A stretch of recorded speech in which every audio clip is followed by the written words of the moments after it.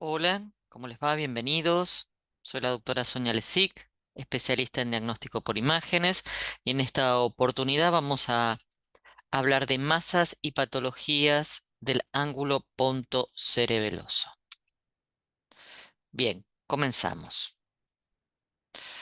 Una de las entidades que evaluamos más frecuentemente cuando hacemos estudios de peñasco, oídos o ángulo pontocerebeloso es cuando el paciente refiere que siente vértigo. Entonces, ante la presencia de vértigo se le indican estudios.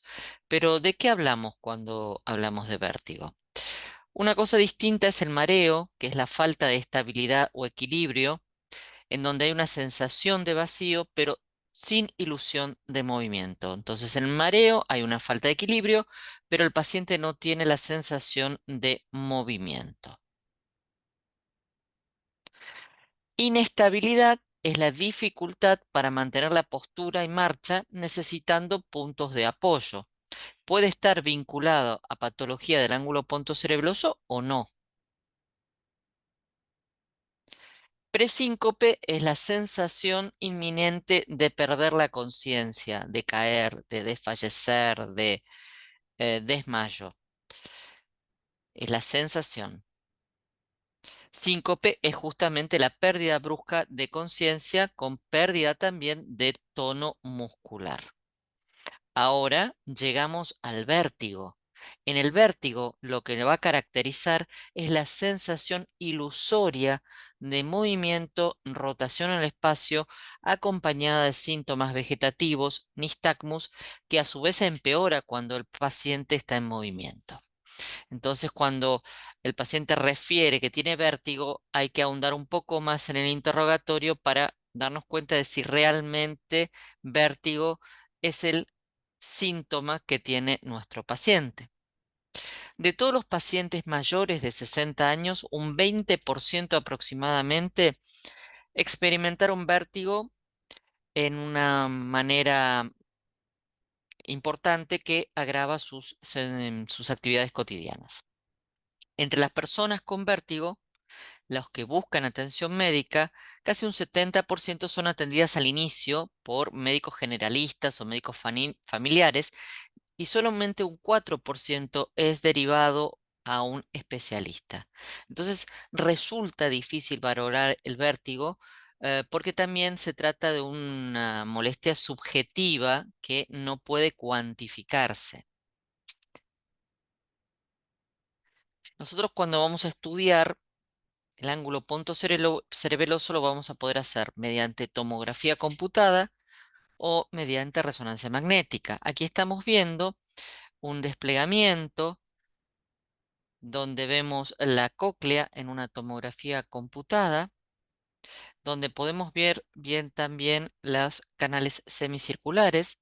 Y aquí tengo una reconstrucción 3D de una resonancia de Peñasco, en donde vemos perfectamente la cóclea y también vemos, pero con mejor definición, porque es una reconstrucción 3D en un resonador de 3 teslas, donde podemos ver toda la continuidad perfectamente de los canales semicirculares. Dentro de las investigaciones neuroradiológicas para este tipo de pacientes podemos entonces hacerle una tomografía computada o una resonancia magnética. A veces debemos acceder a una angioresonancia o angiografía digital, pero paradójicamente cuando vemos las estadísticas, a estos pacientes les indican primero radiografías de columna cervical o ecografías Doppler de vasos de cuello, las que realmente no nos van a aportar el diagnóstico que estamos buscando. Entonces, nuevamente, puede ser que el paciente venga con mareo, tenemos que reevaluarlo, reinterrogarlo. Si estamos ante un efecto no muy bien definido, podemos pensar que es una causa psicógena. Cuando estamos ante inestabilidad, o sea, trastornos de la marcha y del equilibrio, buscar el diagnóstico de alteraciones sensoriales y ataxias. Cuando el paciente dice que tiene el presíncope, la sensación esa de desfallecimiento, buscar patología vasovagal hipoglucemias, hipotensiones, y cuando vamos definidamente a evaluar el vértigo, evaluar si hay síntomas neurológicos, entonces pensaremos en un vértigo central, y si no tenemos síntomas neurológicos, vamos a pensar de una causa coclear. De las causas cocleares vamos a poder tener el síndrome de Meniere, las laberintitis, la presencia de neurinomas, y cuando no tenemos causas cocleares y no tenemos síntomas neurológicos propiamente dichos, entidades neurológicas asociadas, pensamos en algún vértigo paroxístico primario benigno.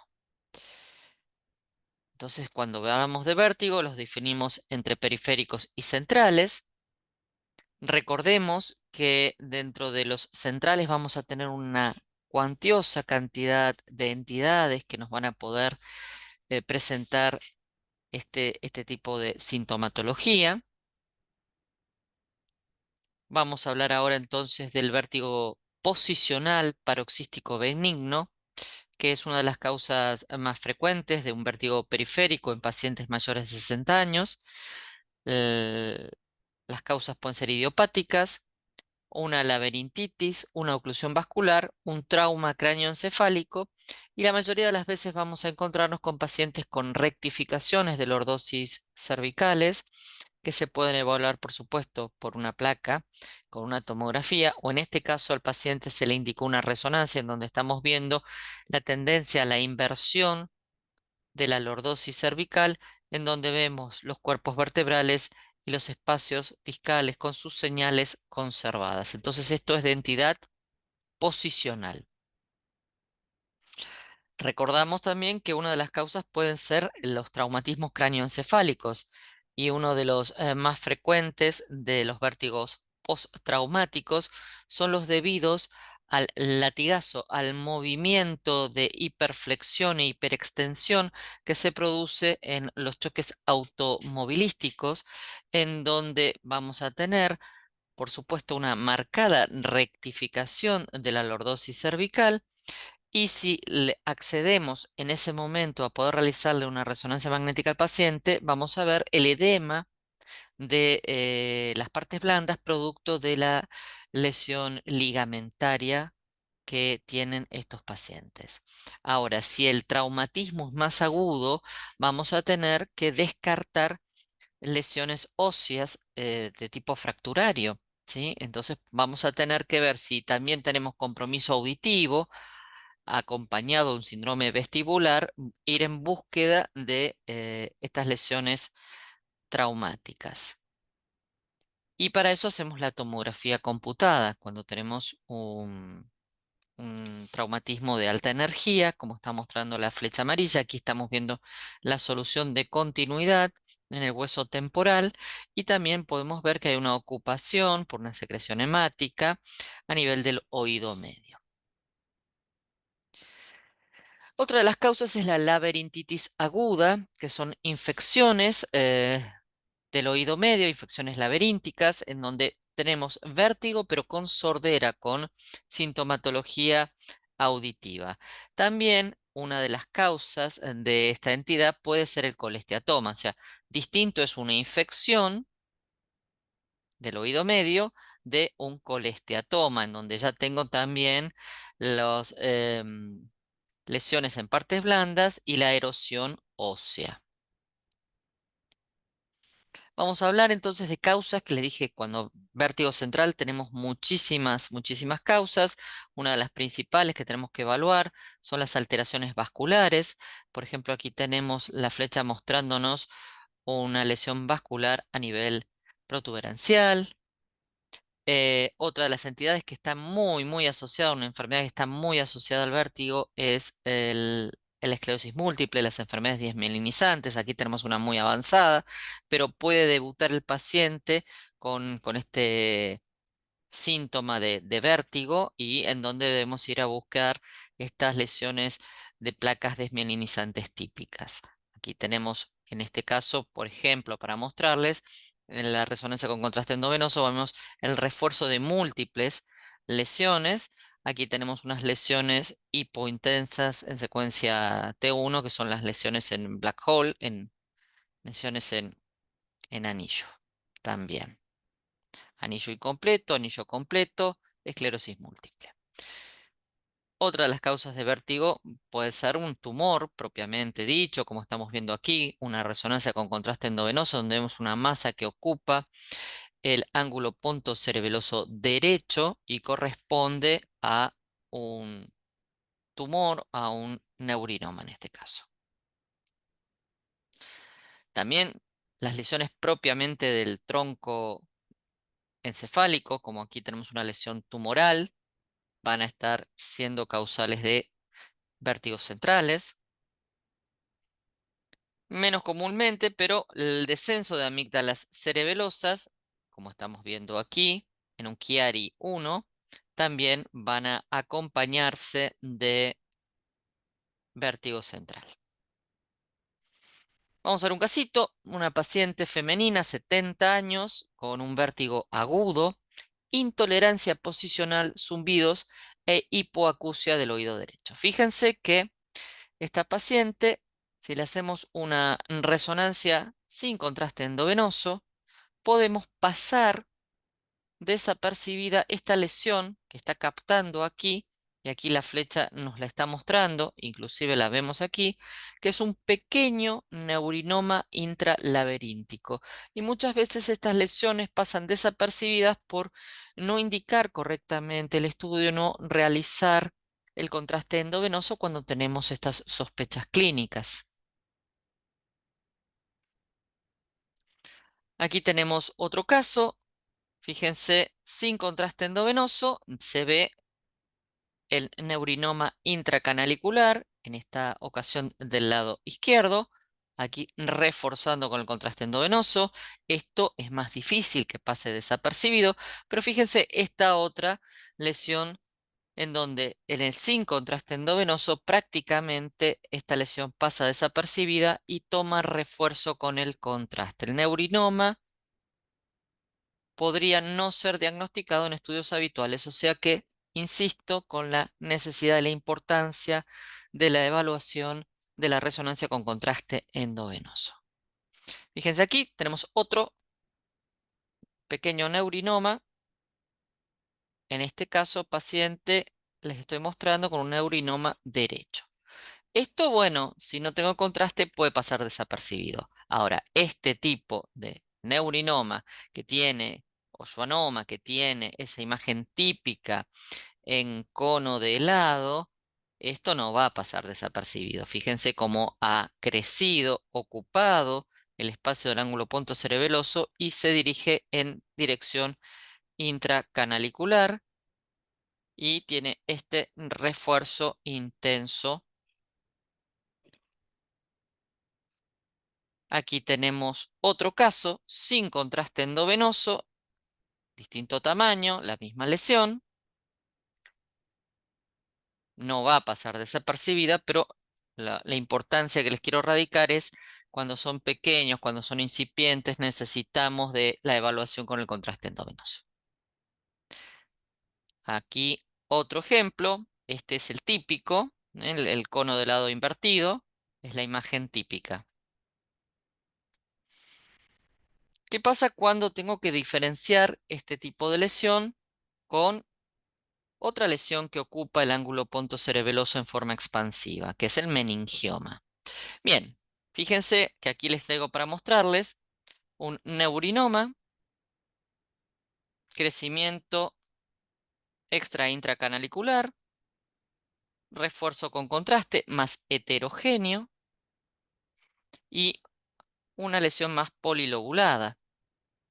Fíjense en este caso, implantación dural, homogéneo, los bordes mucho mejores definidos.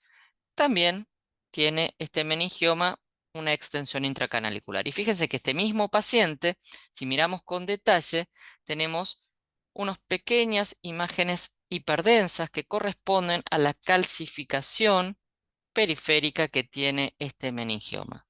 El meningioma va a ser un crecimiento más lento y va a poder acompañarse de alguna remodelación ósea muy pequeña y el típico signo de la cola dural y el refuerzo homogéneo. No nos olvidemos que podemos evaluar con resonancia magnética los contactos, los bucles, los loop o los llamados conflictos neurovasculares que también van a generar sintomatología y necesitamos una buena definición en la resonancia magnética para ver el entrecruzamiento vascular con la emergencia del nervio cócleo vestibular. Les había mencionado la Nochiari, miren cómo improntan y qué descenso que tienen ambas amígdalas cerebelosas, en este caso, que también por esta compresión ha desarrollado una siringomielia. Bueno, estos casos de descensos de amígdalas cerebelosas también pueden considerarse causales de vértigos centrales. Las infecciones postmeningocóccicas, ya sean laberintitis o meningitis, también son causa de alteración vestibular. Cuando hablamos de las laberintitis, recordemos que podemos encontrarnos ya en el grado agudo, en donde vamos a tener la sintomatología infecciosa asociada, y luego ir hacia una laberintitis fibrosa, en donde no vamos a tener alteración ni en resonancia ni en la tomografía, que ambas van a ser normales, llegar al estadio final, que es la laberintitis osificante, en donde no vamos a tener señal en la resonancia y sí vamos a tener esas calcificaciones en la tomografía computada. El diagnóstico diferencial, la aplasia laberíntica. Aquí tenemos un varón, 3 años, con fiebre, tumefacción retroauricular. Estamos viendo una tomografía de peñasco, en donde vemos aquí la cadena oscicular, la ocupación del oído medio, y lo que nos tiene que llamar la atención también son estas burbujas aéreas, tanto en partes blandas como a nivel encefálico. En la resonancia magnética podemos ver la tumefacción, el refuerzo de las partes blandas, la ocupación de las celdillas mastoideas, el refuerzo en oído medio, y esto es una mastoiditis coalescente que también desarrolla una trombosis de la vena yugular derecha. Como estamos viendo aquí, el defecto de señal en la vena yugular. Las mastoiditis coalescentes se suelen ver en pacientes con mal estado general, con fiebre elevada, con signos de otitis media aguda, eritema. Lo que vamos a ver en la tomografía pueden ser los abscesos subperiósticos y la ocupación de las mastoides. Y la resonancia, preferentemente con gadoliño, vamos a tener abscesos subperiósticos con el realce dural y la ocupación con el realce del oído medio de las mastoides, pudiendo o no acompañarse de trombosis sinusal y yugular. Acá tenemos un caso de un paciente de 8 años, también otra tomografía, con una historia ya de otitis media crónica bilateral. Fíjense cómo tenemos secreciones que ocupan las celdillas mastoideas. También tenemos un material de densidad de partes blandas ocupando el oído medio.